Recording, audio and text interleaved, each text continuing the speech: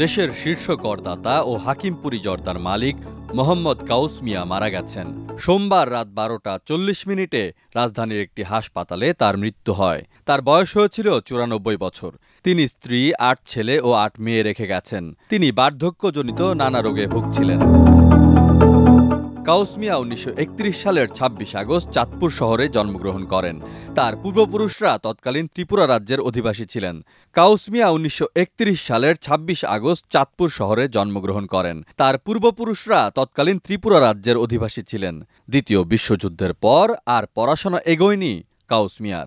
মায়ের কাছ থেকে 2500 টাকা নিয়ে 1950 সালে চাঁদপুরের পুরান বাজারে মুদি দোকান দিয়ে ব্যবসা শুরু করেন কাউস মিয়া।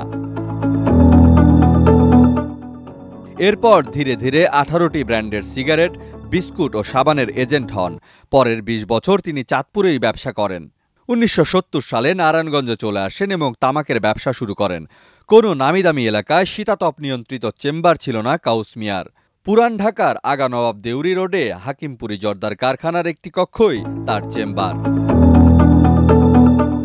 92 বছর বয়স পর্যন্ত এই মানুষটি প্রতিদিন 10 ঘন্টা অফিস করেছেন। বর্তমানে 40 থেকে 45 ধরনের ব্যবসার সঙ্গে জড়িত কাউস মিয়ার গড়া প্রতিষ্ঠান। তার রেখে যাওয়া 18টি কার্গো জাহাজ পরিচালনা করবে তার সন্তানরা। কাউস মিয়া 1958 সাল থেকে কর দিয়ে আসছেন। 1966 সালে তিনি তৎকালীন পূর্ব পাকিস্তানের শীর্ষ করদাতা হয়েছিলেন। 26 বছর ধরে বাংলাদেশের শীর্ষ করদাতাদের একজন কাউস মিয়া। প্রতি বছর 43 থেকে 45 কোটি টাকা কর দিয়েছেন তিনি। খুব বেশি পড়াশোনা ছিল না, বসেননি গুলশান বনানী মতিঝিলের এসি চেম্বারে। তবু দেশের তথাকথিত ডাক সাইটে ব্যবসায়ীদের চেয়ে বেশি এগিয়েছিলেন কাউস মিয়া। দেশের প্রতি দায়বদ্ধতাটা অনুভব করে গেছেন তিনি।